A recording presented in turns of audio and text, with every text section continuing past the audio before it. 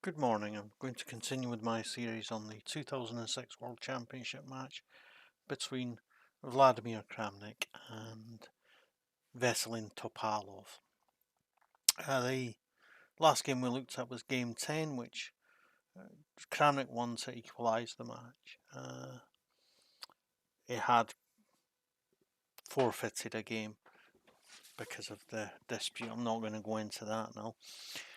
So the next two games were drawn. That led them into a 4-game tiebreaker rapid games. Kramnik was considered a better rapid player than Topalov and was favourite. The first rapid game was drawn. This is the second rapid game, so there's 3 rapid games to go now. And Kramnik has white, Topalov has black. Yeah, d4, d5, very standard, c4, c6, the Slav defence. Yeah, you want to not close in your bishop while defending this pawn at the same time. This is the this is an anti-Nimzo line, and this is the modern defense of the Slav. The reason a name didn't come up before this move is that it can lead to so many different possibilities. This is the 3 knights variation, and now we go semi-Slav. Semi-Slav, you block in the bishop, and so you have a harder time developing the light squared bishop. It will get there in the end. Knight comes to e3, and the knight comes to d7. These pieces, black pieces, are very cramped. It's difficult for him to unpack everything, as I like to express it. But you know, it's possible. I really like playing the Cambridge Springs. It doesn't go now because he's played knight f3 already. He hasn't played the bishop out, so you know. But that's a good way of dealing with cramp. So the queen comes partly to defend the c pawn, partly to complete development. Bishop comes to d6. This is the correct and logical place for this bishop. And white goes for a fianchetto. Black castles. White brings out his bishop. b6. Black's going for a fianchetto of his light squared bishop. Black fianchettos and white fianchettos, and has now completed development. The rooks see each other. All 4 minor pieces are out. King is castled into safety, and he has a grip on the centre. The same is more or less true of black. He just has to move his queen. e7 or c7 are the favourite moves. Maybe here. But he plays rook to e7, e8 first, to try and gain a little more influence on the centre. And another rook is centralised. The queen comes to e7, and the final rook is centralised. Rook comes to c8, so that if this pawn takes, he can take the pawn here, and the knight can't do anything because it's pinned to the queen. So the bishop comes to d3, maybe trying to provoke a capture on c4, which probably favours white slightly. But e5 is played. Doesn't want to capture, and the tension is maintained, but it can't be maintained forever. Something's got to give here, with these 4 pawns all facing one another. So the d pawn takes and the bishop takes, and it looks like we're gonna get a position where there's 3 pawns against 2 for Topalov on the queen side, and 4 pawns against 3 for Kramnik on the king side. Pawn comes to b5, a common motif in semi-Slav openings, and maybe it might be at some point in time possible to push b5 and try and scare this knight away from defending this pawn. And for that reason, the bishop comes to f1. It may also be possible in the future to play g3, and bishop f2 for a late game fianchetto. It might. So maybe a bit unlikely. Pawn comes to g6. Yeah.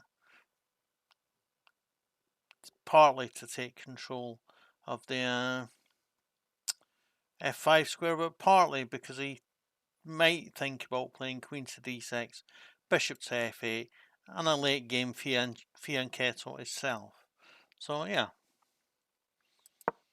The queen comes to d2, so that, yeah, if he takes the pawn, he might be able to make a breakthrough on the d file. The rook comes to d8. All the rooks are facing one another. Queens are in the way. The queen comes out the way and comes to a useful square, g5. Can't be chased away with h6 because it's undefended. So he plays a6. And Kramnik plays h3, partly to take a stronger grip on the g4 square, partly to give his king lift. But that makes it unlikely that he's going to go for the late game fianchetto here. So the tension is broken,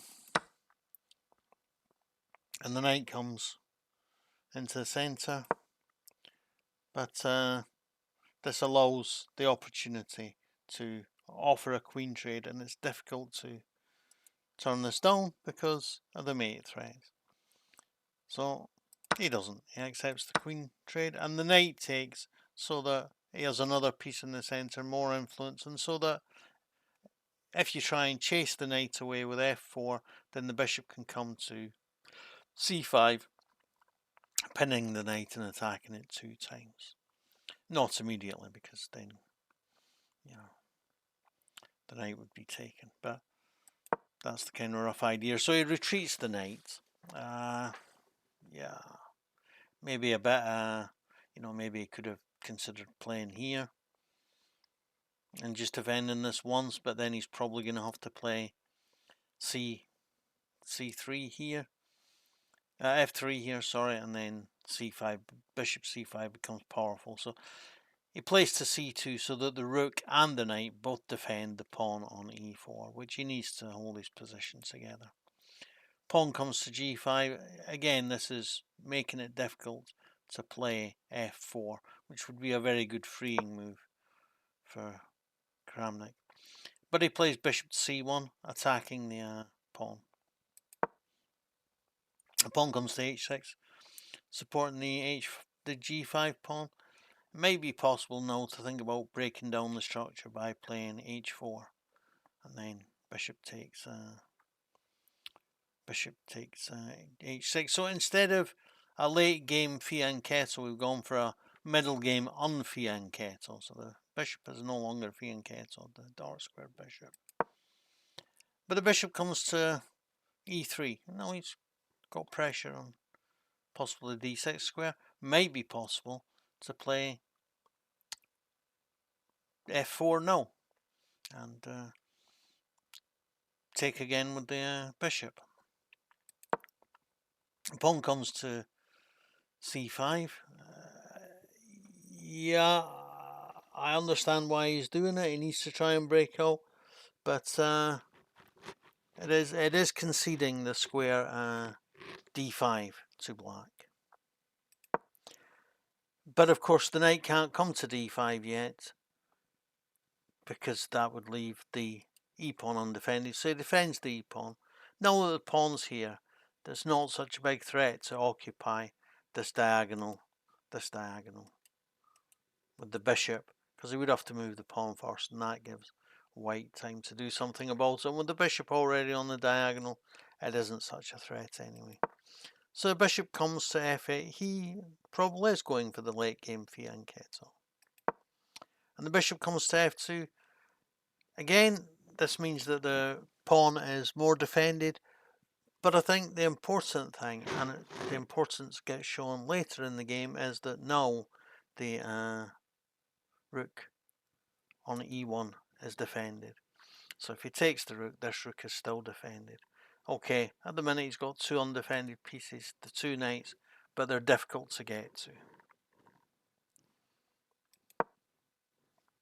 So bishop comes to c8. There isn't much to be done on the long diagonal. So again, a late game unfianchetto, or a middle game unfianchetto. Now the knights are both aiming for the d5 square. Bishop comes c6, so that obviously in this position, if it ends up that white ends up with a pawn on e5, d5, sorry, then that might not be good. If he can establish a piece on d5, it will be doing well. So now he's got, Topalov has got 1, 2, 3 pieces, and Kramnik has got 1, 2, 3, 4. But since one of them is at 4, since one of them is a pawn, he may end up with a pawn there, which probably isn't what he wants. But he comes to d5 anyway. The bishop takes, and he takes with the pawn. What am I talking about? That ending up with the pawn would be bad for white, and Kramnik does it anyway.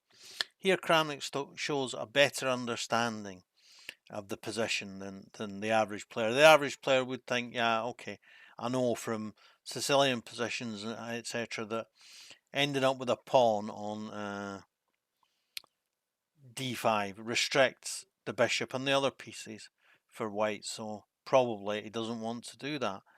But here, the pawn is passed, and it's not long away from becoming a new queen, so, you know,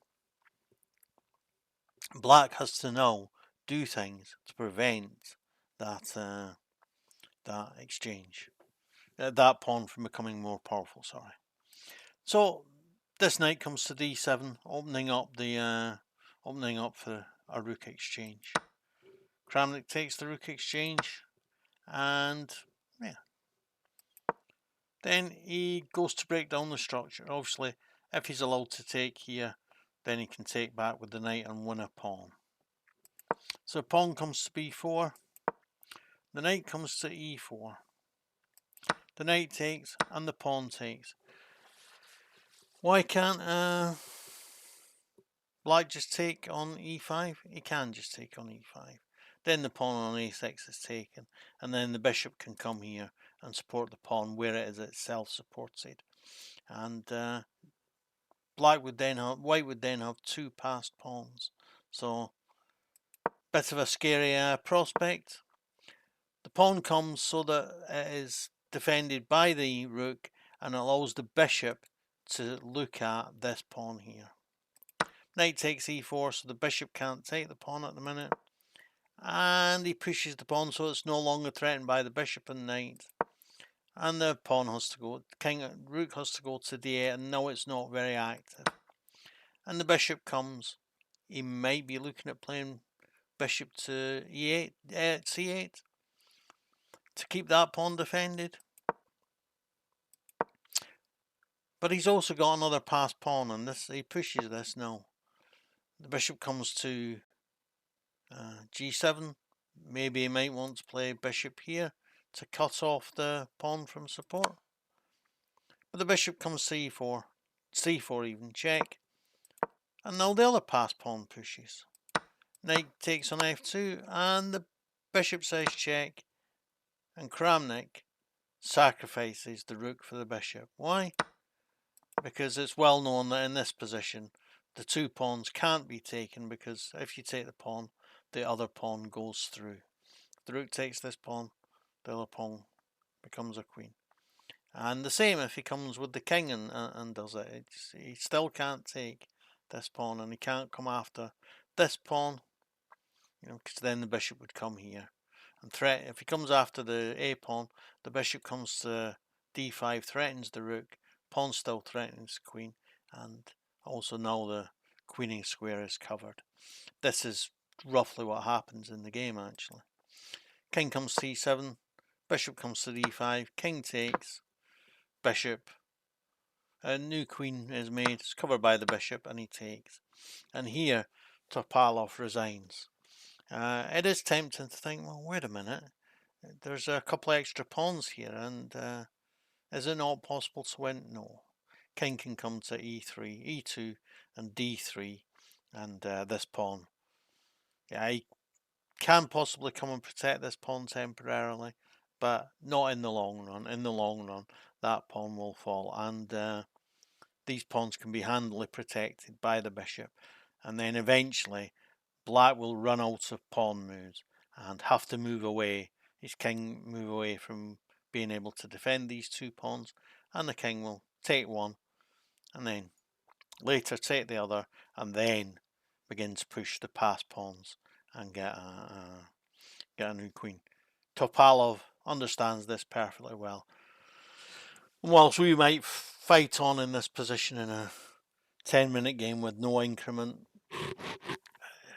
not a player of the quality of Topalov against a player of the quality of Kramnik. He knows that this is over, and he resigns, and so Kramnik takes a 1-0 lead in the rapid playoff. If he gets 2 draws in the next 2 games, then he will be world champion. Don't forget to like, comment, share, and subscribe to my YouTube channel. Thanks. Bye.